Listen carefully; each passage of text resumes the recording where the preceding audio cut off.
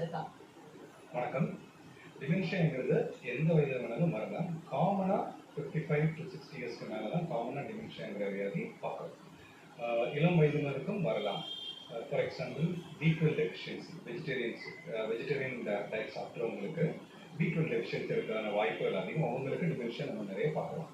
Thyroid problems, hypothyroidism ஸ்பெசிஃபிக்காக இருக்கிறவங்களுக்கும் dementia நிறைய பார்க்குறோம்.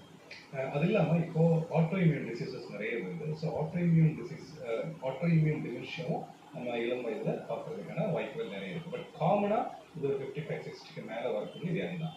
காமனாக டிமென்ஷியாங்கிறது நம்ம ஒரு மெமரி லாஸ் மட்டும் அப்படிதான் நினைக்கிறோம். இது மட்டும் கிடையாது. நார்மலாக டிமென்ஷியாங்கிறது காக்னிஷனில் நிறைய விஷயங்கள் வரும். ஃபார் எக்ஸாம்பிள், நம்ம மூளையில் பின்பகுதிங்கிறது பார்வை சம்மந்தப்பட்ட விஷயம்.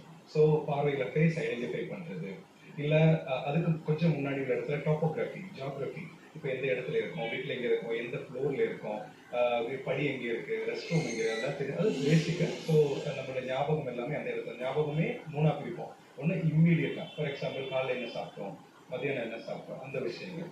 இல்லை கொஞ்சம் முன்னாடி உள்ளது, இல்லை ரொம்ப பழைய விஷயங்கள். நார்மலாக டிமென்ஷியாவில் இம்மீடியட் மெமரி தான் அஃபெக்ட் ஆகும். இம்மீடியட்டாக என்ன பண்ணியிருக்கோங்கிற விஷயங்கள் தான் முதல்ல அஃபெக்ட் ஆகும். கொஞ்சமாக தான் பழைய விஷயங்கள் வரும். அதான் நிறைய பேர் சொல்லி பார்த்துருக்கோம், பழசுலாம் பயங்கரமாக ஞாபகம் இருக்குது டாக்டர், ஆனால் புது விஷயங்கள் ஞாபகம் இல்லை. அது டிமென்ஷியாவோட அறிகுறி தான். வலது பக்கம் டெம்பரல் லோபுங்கிறது மியூசிக், இந்த மாதிரி விஷயங்கள், கிராமர், இந்த மாதிரி விஷயங்கள்லாம் வலது பக்கம் முடியல.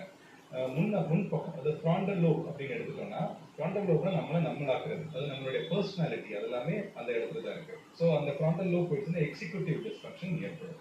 ஸோ எந்த மூளைகளில் எந்த பாகம் வேணாலும் முதல்ல பாதிப்பு ஏற்படலாம். அதை டிபெண்ட் பண்ணி தான் அவங்களுடைய அறிகுறிகள் வெளியில் தெரியும்.